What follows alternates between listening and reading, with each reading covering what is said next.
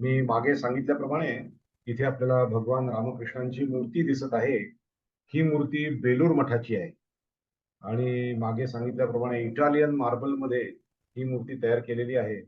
या मूर्तीचे डोळे हे ध्यानपूर्ण आहेत, विशिष्ट योग मुद्रेमध्ये आहेत. त्यांच्या हाताची सुद्धा जी मुद्रा आहे ती योग मुद्रा आहे आणि त्यांच्या चेहऱ्यावरचं ते मंद स्मित हे खरोखरच आपल्याला हे जाणवतं की त्यांना भगवंताची प्राप्ती झाल्यानंतरचं हे ज्ञानोत्तर कार्य ते करत असतानाचं ते स्मित आहे हे आपल्याला जाणवल्याशिवाय राहत नाही.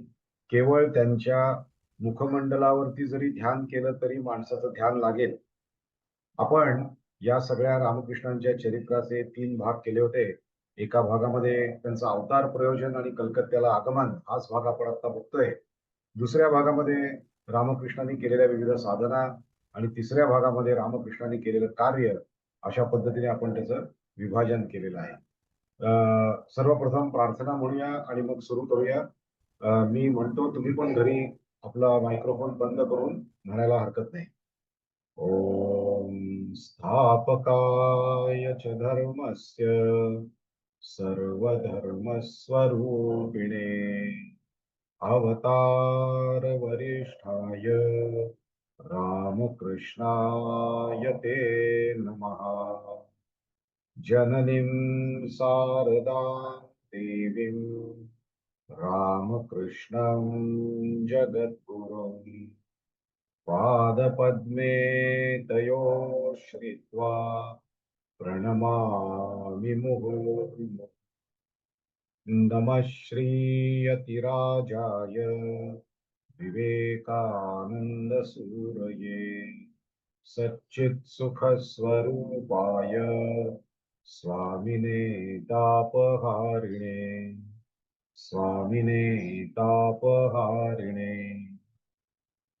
तर मागच्या वेळेला आपण पाहिलं की रामकृष्णांचा जेव्हा अवतार झाला म्हणजे 1836 ते 1886 या काळामध्ये भारत पारतंत्र्यामध्ये होता.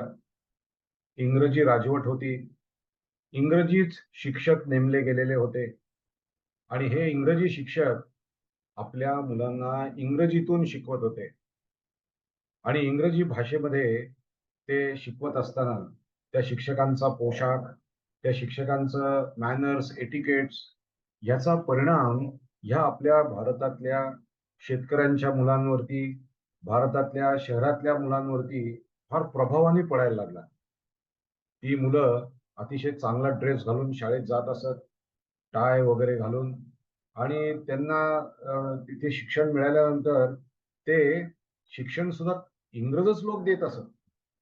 इंग्रज त्यांना प्रश्न विचारत असत आणि उत्तरही तेच देत असत. इंग्रज त्यांना इंग्रजी जो जो शिक्षक होता तो विचारायचा, "काय रे मला सांगा, आम्ही मुठभर इंग्रज इथे आलो आणि कोट्यावधी लोकसंख्या असलेल्या लोकांवरती आम्ही राज्य केलं. कशामुळे बरं राज्य केलं? काय बरं ताकद असेल त्याची? कुठल्या ताकदीमुळे आम्ही राज्य केलं?" आता विद्यार्थी काही बोलू शकायचे नाहीत. तेव्हा शिक्षकच उत्तर द्यायचे. हे इंग्रजी शिक्षक. ते म्हणायचे, "अरे, आम्ही तुमच्यावर राज्य करू शकलो याचं कारण आमचा धर्म. आमचा जो ख्रिश्चन धर्म आहे, तो श्रेष्ठ आहे आणि ख्रिश्चन धर्म श्रेष्ठ असल्यामुळे तुमच्यासारख्या हिंदू धर्मांवरती आम्ही राज्य करतो. तुमचा धर्म फेकून देण्याच्या लायकीचा आहे." असं त्या इंग्रजी शिक्षक त्या विद्यार्थ्यांना शिकवत. तुमचा धर्म फेकून देण्याच्या लायकीचा आहे. तुमच्या धर्मामध्ये काहीही चांगलं नाही. तुम्ही सगळे अडाणी आणि तुमचे सगळे पूर्वज अडाणी आणि त्यांना काहीही येत नव्हतं. अशा पद्धतीने एक प्रकारच्या ते बुद्धिभेद करत होते भारतीय लोकांचा. आणि ही मुलं शाळेत शिक्षण घेतल्यानंतर घरी जेव्हा येत, तेव्हा बघत, की अरे आपले वडील शेतात काम करून आलेले आहेत. त्यांचा शर्ट मळलेला आहे. त्यांचा अंगावर सगळा घाम आलेला आहे.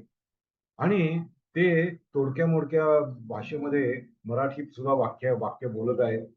असं सगळं पाहिल्यानंतर त्यांच्या मनात यायचं, की अरे खरंच हा जो काही इंग्रजी शिक्षण आहे, ही जे काही ख्रिश्चन धर्म आहे, तो खरोखरच चांगला आहे हो. कसं बघ बघ आम्ही कसे स्वच्छ कपडे घालतो वगैरे. आणि आपल्या भारतीय हिंदू संस्कृतीच्या विशाल परंपरेचा त्यांना विसर पडलेला होता. आणि हा जो बुद्धिभेद इंग्रज लोक भारतीयांमध्ये करत होते, त्या बुद्धिभेदामधून भारतीयांना दूर काढून आणि एक ते सांगायचे, तुमचा धर्म चांगला नाहीये कारण तुम्ही मूर्तीपूजक आहात, तुम्ही मूर्तीची पूजा करता. अरे अशा पद्धतीने मूर्तीची पूजेमध्ये त्या मूर्तीत काय देव असतो काय? आणि रामकृष्णांचा जन्म याच साठी झालेला होता की रामकृष्णांनी जे जे साध्य केलं ते मूर्तीपूजेतून साध्य केलं. रामकृष्णांनी जे जे साध्य केलं ते इंग्रजी शिक्षण न घेता साध्य केलं. रामकृष्णांनी जे जे साध्य केलं ते ते भारतीय हिंदू सनातन संस्कृतीच्या परंपरेत अनेक ऋषी मुनींनी जे शास्त्र सांगितलं ते शास्त्र जगून सिद्ध करून दाखवलं. भारताचा 50,000 वर्षाचा इतिहास रामकृष्णांनी केवळ 50 वर्षात जगून दाखवला. आणि हे समाजाला दाखवलं की अरे आपल्या धर्मामध्ये कितीतरी उज्ज्वल परंपरा आहे, आपला धर्म किती श्रेष्ठ आहे. असं करून यांना जाग करण्याचं काम रामकृष्णांनी केलं. आणि म्हणून या इंग्रजी शिक्षणामधनं आलेला हा जो भोगवाद होता, यावत जीवेत सुखम जीवेत ऋणम कृत्वा घृतम पिबेत भस्मीभूतस्य देहस्य उदरागमनो कुतः. अरे हाच एक जन्म आहे, हाच एक जन्म आहे, हे शरीरच सर्वस्व आहे. आणि या शरीरासाठी चांगलं खायला पाहिजे, चांगले कपडे पाहिजे, भरपूर फिरायला जायला पाहिजे. अशा पद्धतीने तुम्ही लाईफ एन्जॉय करा. तुम्ही लाईफ एन्जॉय करा. कारण पुनर्जन्म वगैरे कोणी पाहिलेला नाहीये. कसलं पाप आणि कसलं पुण्य काही नाही. त्याचं काही कर्मविपाकाचा सिद्धांत वगैरे नसतो. असं मानणारे इंग्रज होते. देवाला न मानणाऱ्यांची, नास्तिकतेची आणि जडवादाची एक पद्धतीची लाट या कलकत्त्यासारख्या सुशिक्षित समाजामध्ये पसरू लागलेली होती. ही लाट थोपवण्याचं कार्य रामकृष्णांनी केलं. आणि पुढे आपले उत्तम शिष्य विवेकानंद यांनी ते कार्य पुढे चालवलं. तर हा जो इंग्रजांनी केलेला बुद्धिभेद आहे, हा बुद्धिभेद दूर करण्यासाठी त्यांचा अवतार आहे. म्हणून रामकृष्ण हे अवतार असून सुद्धा त्यांच्या हातात शस्त्र नाही.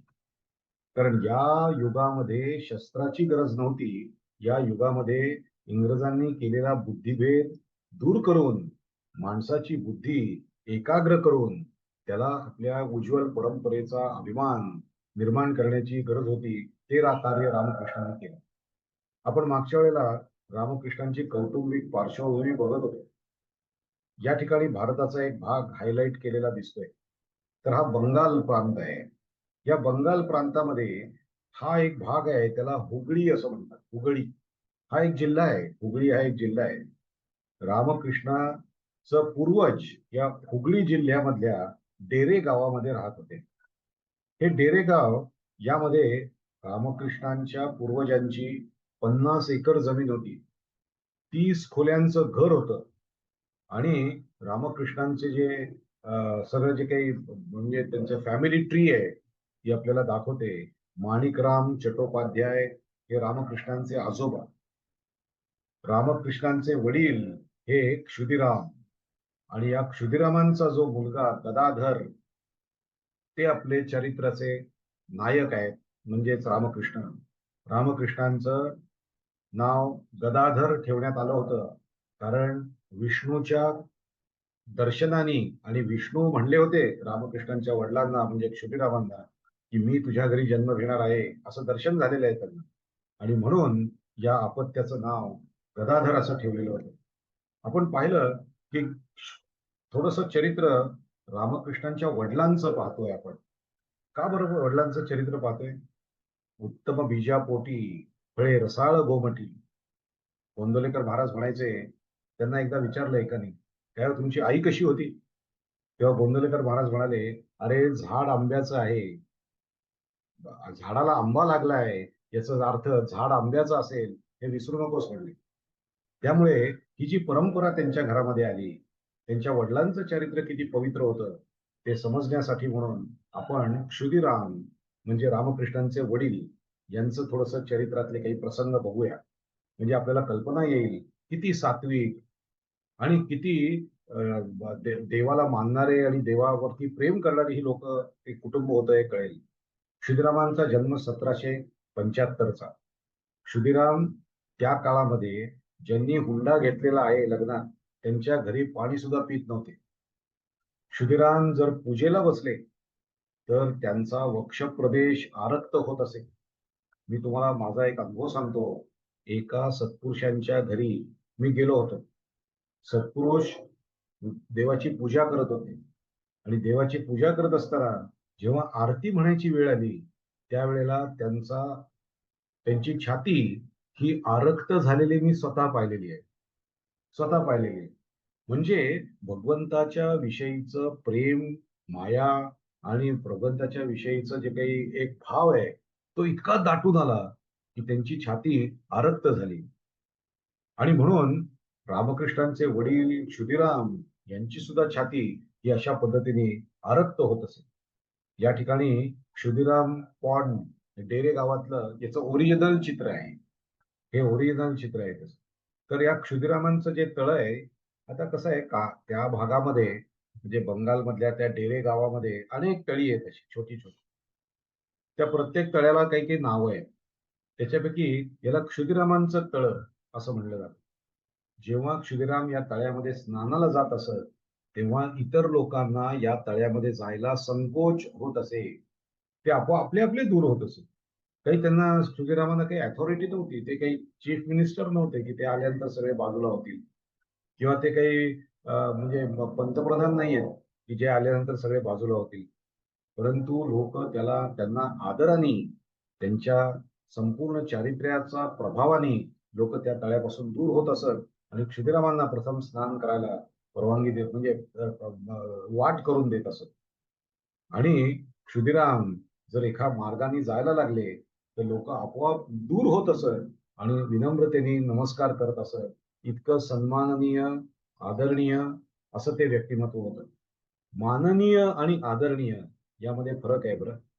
माननीय एखादा माणूस असतो तो त्याच्या पोस्टमुळे असतो. आपण म्हणतो माननीय मुख्यमंत्री म्हणजे त्या माणसाला मान आहे तो कशासाठी आहे? तो मान त्यांच्या पोस्टमुळे आहे. त्यांना माननीय म्हणतात.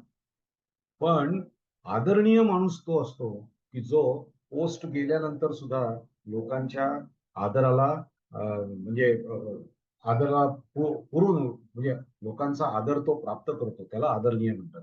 पोस्टमुळे असतो तो माननीय आणि पोस्ट गेल्यानंतरही लोकांमध्ये आदर असतो त्याला आदरणीय म्हणतात. तर हे क्षुदिराम अत्यंत आदरणीय आणि सन्माननीय, आदरणीय असं व्यक्तिमत्व. क्षुदिरामांचं चरित्र आपण पाहतोय. एक दिवशी आपल्याला या ठिकाणी देवघर दिसतंय बघा एक. त्या देवघरामध्ये काही देव ठेवलेले आहेत. किती सुंदर पूजा त्याची केलेली आहे. त्या तिथेच मिळणारी उत्तम उत्तम फुलं भगवंताला अर्पण केलेली आहेत. क्षुदिराम देवाची पूजा करत होते. देवाची पूजा करत असताना शंकराच्या पिंडीवरती ते बेल वाहत होते.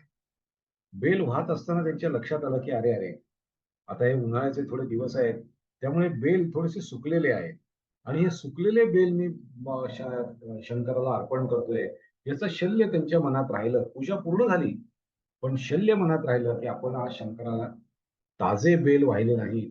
आपण त्यांना थोडेसे निबर असे बेल वाहिलेले आहेत. त्यांच्या मनाला फार दुःख झालं. ते म्हणले अरे शंकराला प्रार्थना केली शंकर भगवान अहो आज नाही तो बेल मी काय करू. चांगले पोळे बेल नाही तेव्हा जे आहेत ते आपण गोड मानून घ्या असं म्हणून ती पूजा केली. आणि ते आपल्या दुसऱ्या गावाला जायला त्या कामाला जायला निघाले. जवळजवळ दुसऱ्या गावात त्यांना जायचं होतं. एक साधारण 6-7 किलोमीटर ते चालत गेले. आणि ही खेडी पण खूप लांब लांब आहेत एकमेकांपासून. त्याच्यामुळे ते चालत गेले. 6-7 किलोमीटर गेल्यानंतर त्यांनी तिथे एक बेलाचं झाड पाहिलं आणि त्या बेलाच्या झाडावरती आत्ताच अतिशय सुंदर आणि ताजी बेलाची पानं आलेली त्यांनी पाहिली आणि त्यांच्या मनामध्ये एकदम पूजेचा विचार आला. शंकर भगवानांचा विचार आला आणि शिवाला आज मी ताजी फुलं ताजे बेल वाहिले नव्हते. किती छान कोळी पानं आहेत. म्हणून त्यांनी हे झाड कुणाचं आहे त्याची चौकशी केली. म्हणजे सकाळी पहाटे छत्रीनी दुसऱ्याच्या घरातली फुलं ओढून घेणाऱ्या माणसांसाठी सांगतोय मी की आणि ती दुसऱ्यांनी तयार केलेली फुलं आपण घेत असतो. पण आपण म्हणजे काही लोक घेतात.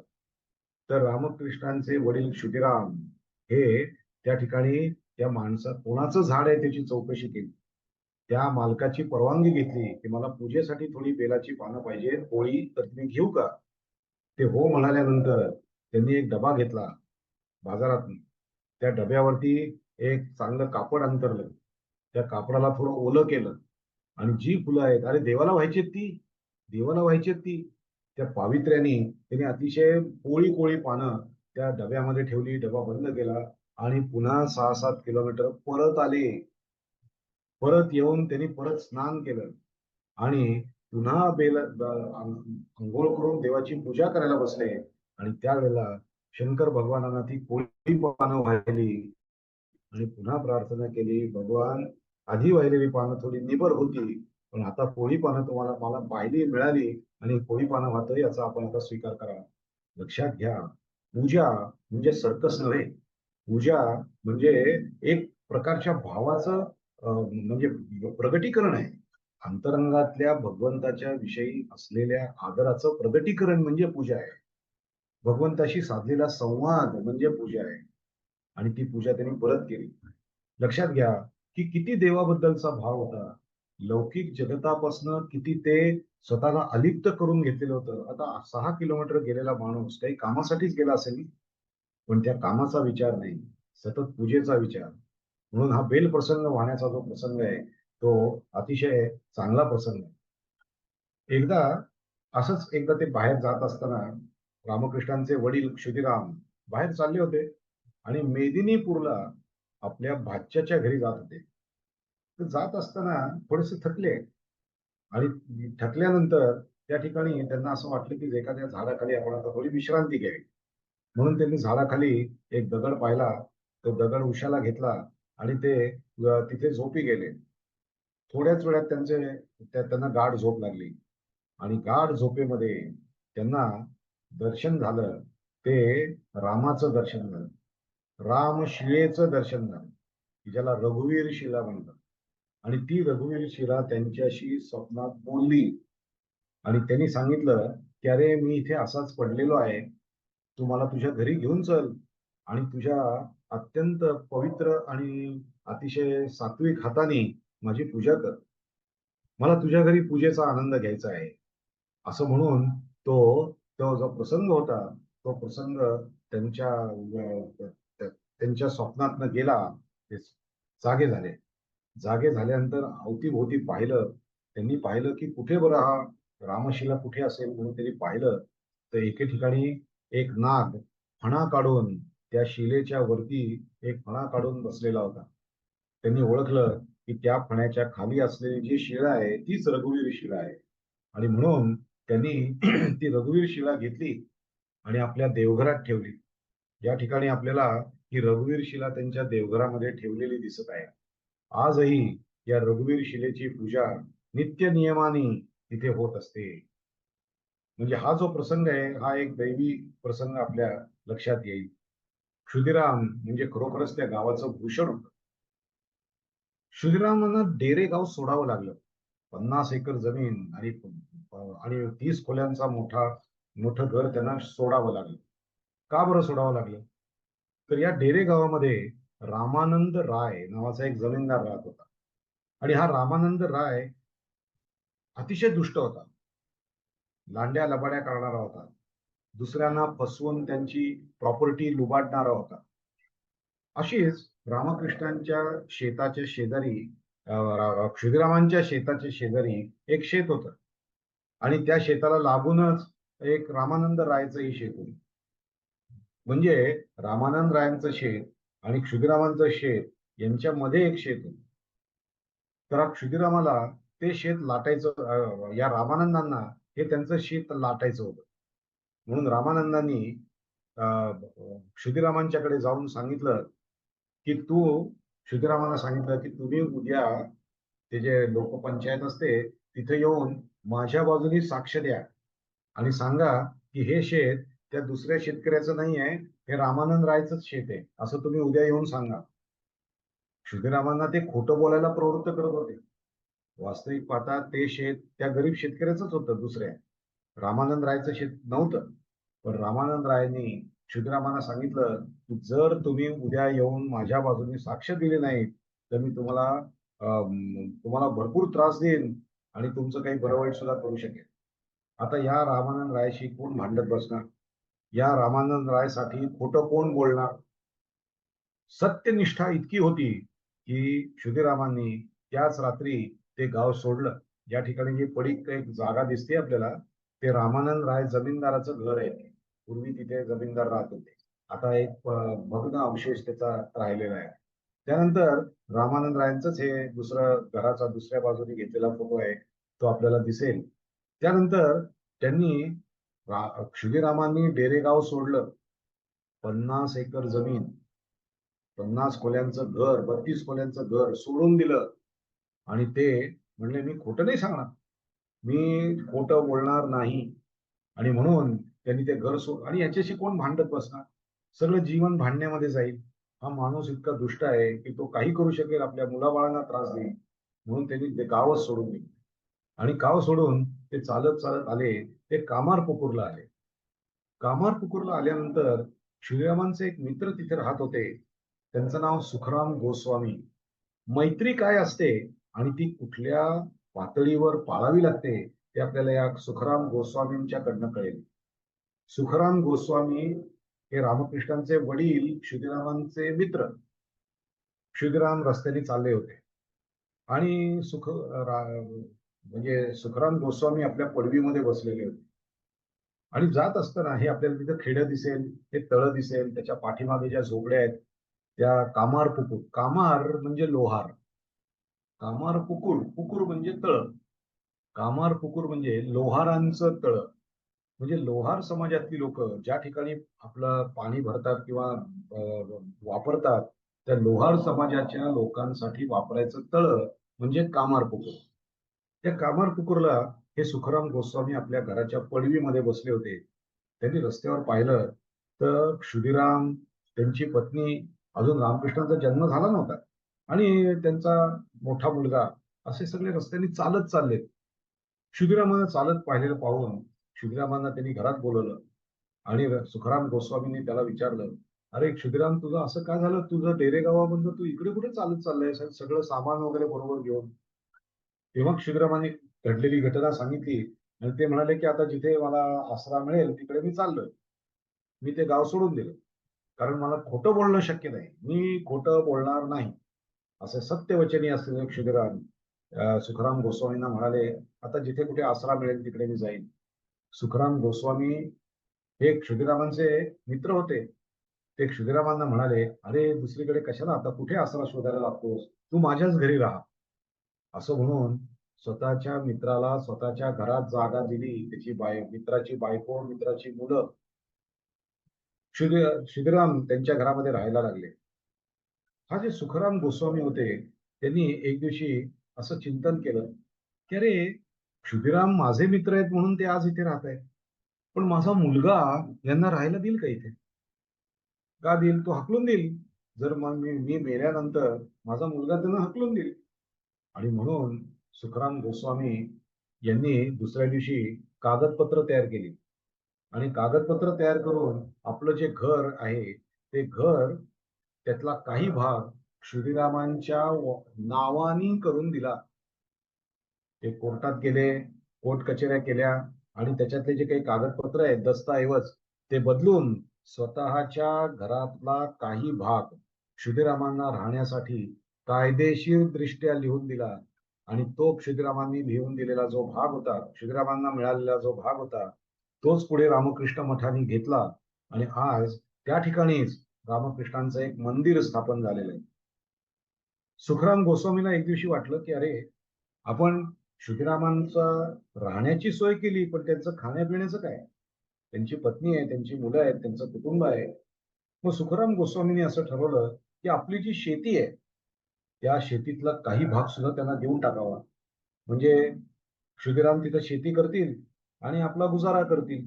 म्हणून त्यांनी शेतीतला काही भाग कायदेशीर दृष्ट्या कागदपत्रांसह स्वतःच्या नावावर होतं ते काढून क्षुदिरामांचं नाव तिथे घालून काही शेतीचा भाग त्यांच्या नावाने लिहून दिला. मैत्री काय असते पहा. आपला मित्र रस्त्यावर आलेला आहे, आज त्याला राहायला घर नाही, आज त्याला खायला अन्न नाही, म्हणून त्याची खाण्याची आणि राहण्याची सोय त्यांच्या मित्रांनी करून दिली. आणि ते त्या ठिकाणी एक भाग आहे, तिथे आपल्याला दिसतोय तो भाग. इथे भाताची शेतीची लागवड केली जाते आणि त्या ठिकाणी रामकृष्ण मठाने ती आता जागा विकत घेतलेली आहे. क्षुद्रामांचे मित्र गोस्वामी यांनी राहत्या घराचा काही भाग दिला, काही शेती क्षुद्रामांच्या नावाने करून दिली. आज ते घर आणि ती शेती रामकृष्ण मठाच्या ताब्यात आहे. हे क्षुदिरामांचं कामारपुकूर मधलं हे देवघर आहे, पूर्वीचं देवघर. या ठिकाणी original shrine of the family या इथे 2020 साली घेतलेला फोटो आहे. या ठिकाणी इथे क्षुदिरामांचं देवघर आहे आणि इथं क्षुदिराम राहत असत. ही सगळी जागा क्षुदिरामांचा मित्र तर गोस्वामी यांनी त्यांना राहायला कायदेशीर दृष्ट्या करून दिली होती. ही जागा आता रामकृष्ण मठांनी स्वतःच्या ताब्यात घेतली आहे आणि त्या जागेचा जो मूळ ढाचा आहे तो ढाचा तसाच ठेवून लोकांचे भाव त्याच्याशी निगडित आहेत आणि म्हणून ती जागा तो भाव तसाच ठेवून त्यांनी या ठिकाणी एक मंदिर बांधलेलं आहे. हे सगळं आता रामकृष्ण मठाने घेतल्यानंतरच हे फोटो आहे आणि सध्या त्या ठिकाणी अतिशय उत्तम पद्धतीचं मंदिर झालेलं आहे. ह्या कामारपुकुरच्या त्यांच्या राहायच्या खोल्या. एक दिवशी क्षुदिराम आपल्या घरामध्ये झोपलेले असताना त्यांना काही स्वप्न पडायला लागली आणि रामकृष्ण आपल्या पोटी जन्म घेणार आहेत, गदाधर आपल्या पोटी जन्म घेणार आहेत, विष्णू आपल्या पोटी जन्म घेणार आहेत, अशा पद्धतीचे काही काही पूर्व सूचना मिळायला लागल्या, काही प्रसाद चिन्ह दिसायला लागली. क्षुदिरामांना काही काही अलौकिक दर्शनं व्हायला लागली. एक दिवशी त्यांना त्यांचे पितर समोर उभे राहिले आणि समोर उभं राहून म्हणजे पितर त्यांच्या स्वप्नामध्ये त्यांनी पितरांना पाहिलं आणि पितर म्हणजे त्यांचे वडील, त्यांचे आजोबा, त्यांचे पंजोबा, त्यांचे खापर पंजोबा असे क्षुदिरामांचे सगळे पूर्वज त्यांनी स्वतः उभे राहिलेले समोर पाहिले आणि ते पितर हात जोडून त्यांना विनंती करत होते की आम्ही आमची पुढची जी यात्रा आहे, आमची मृत्यूनंतरची जी यात्रा आहे ती यात्रा काही कारणासाठी खोळंबलेली आहे आणि ते कारण काय आहे की व्यवस्थितपणे पिंडदान केलेलं नाहीये, तू पिंडदान कर असं त्या सगळ्या पितरांनी रामकृष्णांचे वडील क्षुदिराम यांना सांगितलं आणि क्षुदिरामांनी गयेला गेले. गया या तीर्थक्षेत्राला जाऊन भगवान विष्णूंच्या म्हणजे गदाधराच्या पादपद्मी पिंडदानासाठी घरातून पायी चालत गेले. घरामधनं पायी चालत तिथे गेले. या ठिकाणी आपल्याला विष्णुपाद टेम्पल दिसतंय गयेचं. या ठिकाणी विष्णूचं टेम्पल आहे की जिथे क्षुदिरामांनी व्हिजिट केलेली होती ते हे टेम्पल आपल्याला दिसत आहे, ते मंदिर आपल्याला दिसतंय. ते तिथे गेले. गंगेच्या घाटावरती त्यांनी स्नान करून त्यांनी त्या ठिकाणी पिंडदान केलं, विधिवत पिंडदान केलं. आणि लक्षात घ्या पिंडदान केल्यानंतर त्यांनी समोर असं पाहिलं की त्यांचे पाहिलं हा आता स्वप्न नाही आहे, समोर पाहिलं की त्यांचे सगळे पितर या आकाशामध्ये त्यांना दिसत आहेत आणि ते पितर त्यांना सांगतायत की तुझ्या पिंडदानामुळे आमचा पुढचा मार्ग सुकर झालेला आहे आणि आम्ही आता पुढच्या यात्रेसाठी चाललेलो आहोत. ज्या लोकांना पिंडदान किंवा श्राद्ध या गोष्टीवरती ज्यांचा विश्वास नाही ना, त्या लोकांनी रामकृष्णांचे वडील क्षुदिराम यांचं चरित्र वाचावं. या गोष्टीत काहीच अर्थ नाही असं नाहीये. रामकृष्ण मठाचे विवेकानंदांचे गुरुबंधू अम, अभेदानंद महाराज यांनी एक पुस्तक लिहिलेलं आहे. हे ते पुस्तक आहे, मृत्यू के पार, लाईफ आफ्टर डेथ. ज्यांना इच्छा असेल त्यांनी हे पुस्तक रामकृष्ण मठातनं घ्या आणि वाचा. त्यावरनं कळेल की यात काही अर्थ नाही असं नाहीये. उगाच काहीतरी सध्या शॉर्टकट्स बरेच निघालेले आहेत, लोकांना वेळ नाही आणि पिंडदान करायलाही वेळ नाही, कशालाच वेळ नाही लोकांना. त्यामुळे या गोष्टींमध्ये काही अर्थ नाही असं म्हणू लागले आहेत लोक, परंतु यात अर्थ आहे हे आपल्याला रामकृष्णांच्या चरित्रातनं क्षुदिरामांच्या चरित्रातनं दिसून येतं. आणि लक्षात घ्या हे पितरांचे जे काही पुढचा मार्ग जो आखडलेला आहे तो दूर झाल्यानंतर मग रामकृष्णांचा जन्म त्यांच्या घरी झालेला आहे. म्हणून या ज्याला आपण म्हणतो ना कुठल्या पितरांचे शाप असतील किंवा गतकाली काही वाईट गोष्टी घडल्या असतील तर त्या घराण्यालाच त्रास होत असतो, त्या घराण्याला त्याचा त्रास होतो. पण तो सगळा त्रास आता निघून गेला पिंडदानाने. आणि नंतर त्या ठिकाणी अनेक काही प्रसाद चिन्ह त्यांना दिसायला लागले. 1835 साल आहे. रात्री त्यांना स्वप्न पडलं एकदा, आणि त्या स्वप्नामध्ये साक्षात विष्णू आले आणि विष्णूंनी त्यांना दर्शन दिलं.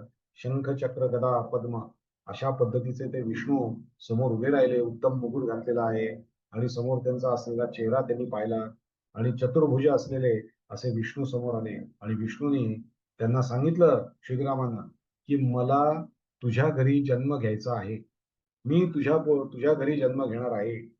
त्यावरती ते काय म्हणाले माहितीये विष्णूंना? तर क्षुदिराम विष्णूंना म्हणाले, माझ्या घरी तुम्ही जन्म घेऊ नका, कारण तुम्ही साक्षात परमात्मा आहात. तुम्ही सृष्टीचे म्हणजे कर्ते आहात, तुम्ही पालन करते आहात.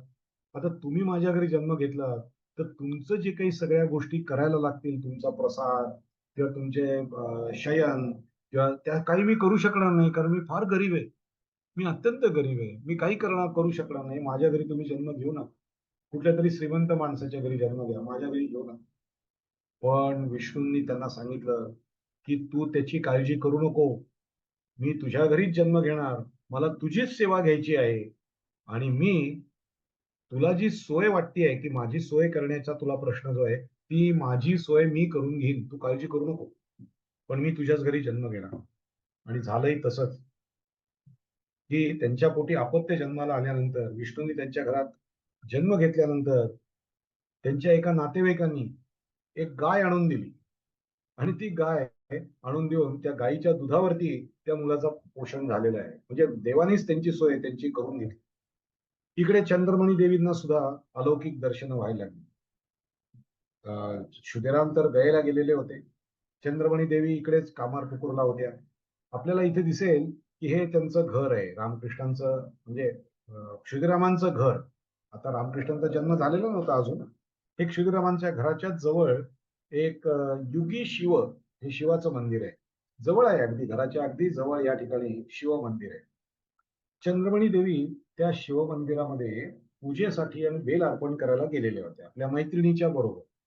धनी लोहारीण नावाची लोहारीण त्यांची मैत्रीण होती. मी म्हणलंय कामार पोकर म्हणजे लोहार लोकांचं तळ, पुकुर म्हणजे तळ, लोहार लोकांचं तळ. तेव्हा एक लोहारीण, धनी नावाची लोहारीण त्यांच्या बरोबर तिथे होती.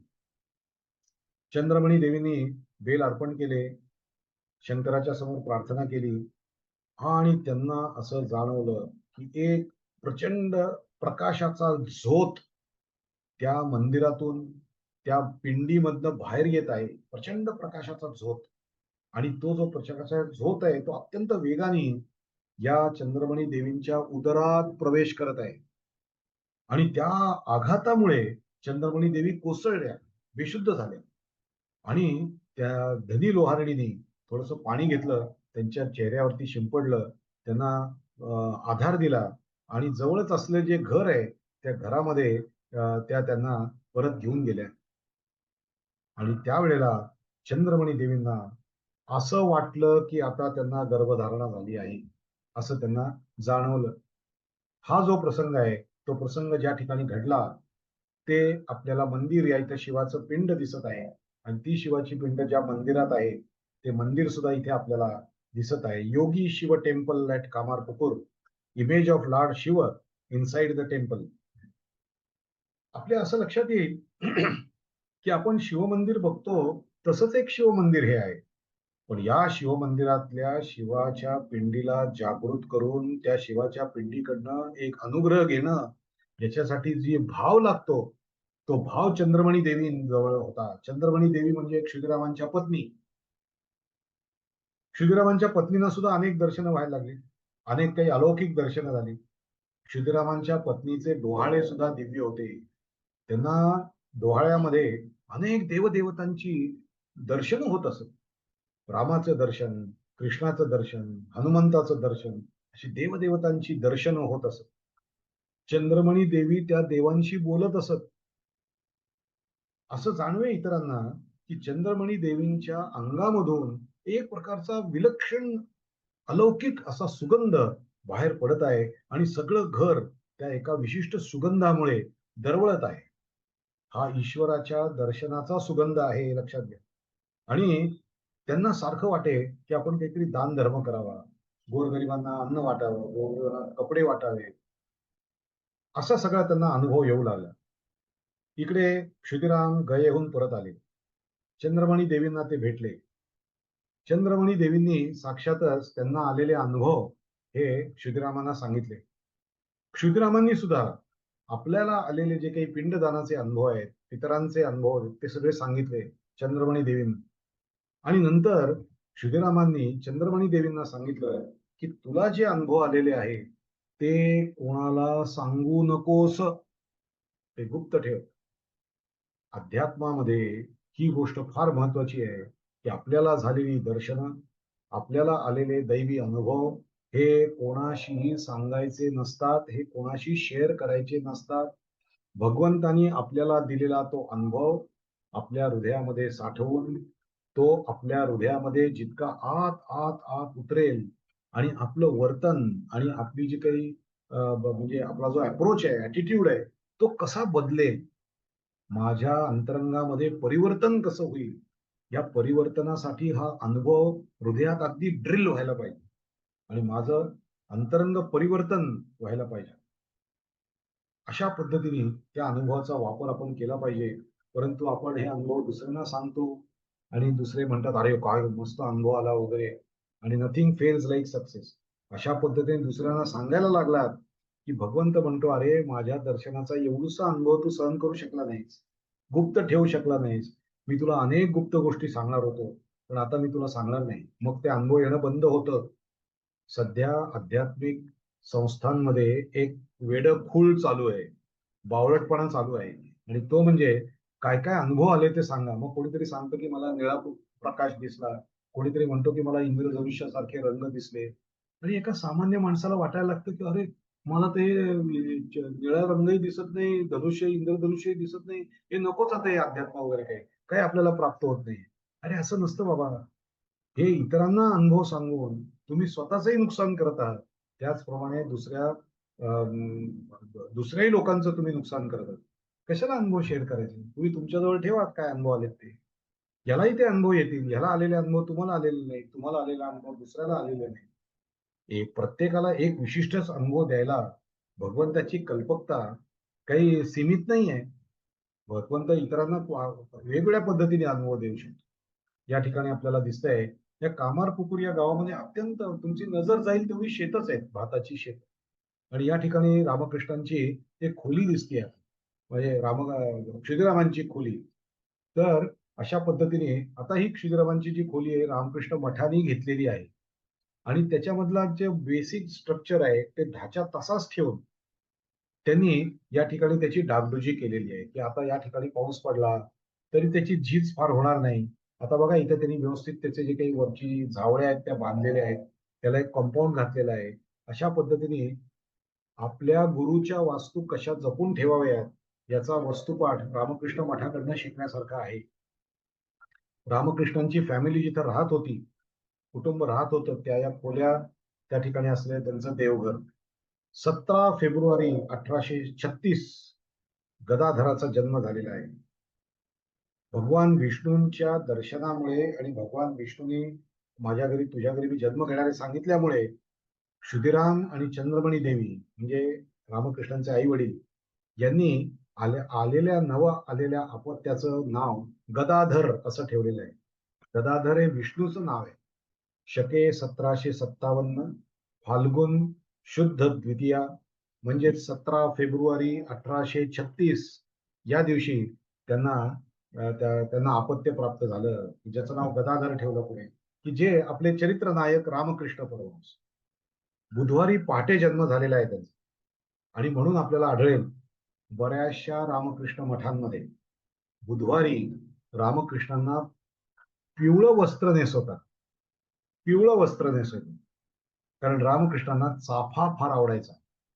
चाफा हे फुल फार आवडायचं आणि चाफ्याचा रंग पिवळा आहे, म्हणून रामकृष्ण मठाचे संन्याशी रामकृष्णांना बुधवारी म्हणजे त्यांच्या जन्माच्या वारी दर बुधवारी त्यांना पिवळ्या रंगाचं वस्त्र नेसवतात. कधी कधी आपण जर म्हणजे योगायोगाना बुधवार असेल त्या दिवशी, तर आपण वस्त्राकडे जरूर ध्यान द्या. बऱ्याच वेळेला बुधवारी पिवळं वस्त्र नेसवलेलं असतं, कारण त्यांचा जन्म 17 फेब्रुवारी 1836 पहाटे बुधवारी झालेला आहे. ही रामकृष्णांची इथे पत्रिका आपल्याला दिसते आहे. रामकृष्णांचा जन्म जिथे झाला ती जागा आपल्याला या ठिकाणी दिसते आहे. अर्ली श्राईन त्या ठिकाणी दिसते आहे. The spot where Ramakrishna was born, हा जो स्पॉट आहे या स्पॉटला रामकृष्णांचा जन्म झालेला आहे. तर त्या ठिकाणी आता नवीन मंदिर झालेलं आहे. ते मंदिर असं दिसतंय. आणि अ, एक विलक्षण प्रसंग त्यांचा जन्म झाल्यानंतर घडला. बाळ आईच्या उदरातून बाहेर आलं, आणि त्या काळी असं काही हॉस्पिटलमध्ये जाणं वगैरे असलं काही नव्हतं. त्यावेळेला एक सुईण होती. त्या सुईणीने त्याची नाळ वगैरे कापली, आणि थोडं त्या चंद्रमणी देवींकडे तिचं लक्ष गेलं. तेवढ्यात त्यांच्या स्वयंपाकघरामध्ये, तिथेच जन्म झालेला आहे त्यांचा, स्वयंपाकघरातच जन्म झाला. तर तिथे जर जमीन थोडी बुळबुळीत झालेली होती, आणि तिथं त्यांनी ते बाळ ठेवलं. आणि चंद्रमणी देवींकडे थोडं वळल्यानंतर ते बाळ घसरत घसरत जे गेलं ते त्या चुलीच्या राखेमध्ये गेलं. आणि आपली ती चुलीची सगळी राख त्या बाळाने आपल्या अंगाला फासटली. म्हणजे फासटली गेली, त्यांनी फासटली असं नाही, पण ते त्याच्यात असं रोळ रोळ होत गेलं, घरंगळत गेलं, आणि चुलीची सगळी राख त्यांच्या शरीराला लागली. आपल्याला आढळेल की रामकृष्णांच्या जीवनामध्ये जे वैराग्य आहे, त्या वैराग्याची, अभिजात वैराग्याची थोडीशी झळक आपल्याला त्यांच्या बालपणीच्या या प्रसंगामध्ये दिसते. मुलाचे पाळण्यात दिसतात म्हणतात ना, ते जन्मताच दिसले की वैराग्यशील हा मुलगा होईल म्हणून. या ठिकाणी ते दिसत आहेत आपल्याला. ती उखळ, ती त्या ठिकाणी घरातल्या काही वस्तू तिथे दिसत आहेत. चूल, ही चूल मात्र मी वेगळ्या फोटोमधनं घेतलेली आहे, इथे ओरिजिनल नाही. पण इकडची मात्र पॅडी हस्किंग मशीन, ते भात हे काढण्याचं मशीन या ठिकाणी त्यांनी ठेवलेलं आहे. पण या स्वयंपाकघरात त्यांचा जन्म झाला. आणि या ठिकाणी आपल्याला आढळेल की ज्या रामकृष्णांचा जन्म झाला ती जागा ही आहे. ही त्यांची जुनी जागा. आज या ठिकाणी एक नवीन मंदिर बांधलेलं आहे. हे सभामंडप आहे, आणि त्या ठिकाणी उत्तम अशी बाग वगैरे केली आहे. आता तिथे लोकांना राहायला सोय चांगली केलेली आहे. पण त्याचा जो काही ढाचा आहे, तो ढाचा मात्र असाच कामारपुकुरच्या सगळ्या म्हणजे घरांना शोभेल असाच त्याचा ढाचा ठेवलेला आहे. कधी आपण जर कामारपुकुरला गेलात, तर रामकृष्ण मठामध्ये राहायची सोय आता या तुमच्या निवासस्थानामध्ये केली जाते. रामकृष्णांचा पूर्वीचं नाव गदाधर. त्यांचा जन्म झाला. गदाधर थोडा मोठा होऊ लागला. मोठा झाल्यानंतर त्याला काही छंद लागले. त्याला कथा आणि पुराण ऐकण्याचा छंद होता. रामेश्वरला जाणारे बरेचसे साधू या कामारपुकुरवरून जात असत. ते साधू तिथे लाहबाबूंची एक धर्मशाळा आहे, त्या लाहबाबूंच्या धर्मशाळेमध्ये विसाव्याला थांबत असत. गदाधर छोटा होता, चालायला ये लागलेला होता. थोडा 1-2 वर्षात, 3 वर्षाचा झाला, आणि तो त्या जवळच असलेल्या लहाबाबूंच्या शाळेत जायला लागला. आणि तिथे असले जे सगळे साधू संन्याशी आहेत त्यांची सेवा करायला लागले. 4-5 वर्षाचा हा मुलगा त्यांचे पाय चोरून देत असे. त्यांना काही वस्तू लागली तर ती आणून देत असे. आणि त्या संन्याशी त्याला गोष्टी सांगत असत. लक्षात घ्या, लहान मुलांचं चारित्र्य हे त्यांना चांगल्या चांगल्या गोष्टी सांगितल्यामुळे बनतं. छोट्या छोट्या गोष्टी त्यांना सांगितल्या पाहिजेत. चारित्र्य संवर्धनाच्या गोष्टी, शिवाजी महाराजांची गोष्ट, राणा प्रतापांची गोष्ट, किंवा झाशीच्या राणीची गोष्ट, अशी काहीतरी त्यांना सांगितली म्हणजे त्यांच्यातली जी काही एक ऊर्जा आहे त्या ऊर्जेला योग्य दिशा प्राप्त होऊ शकते, आणि त्यातूनच संस्कार घडतात.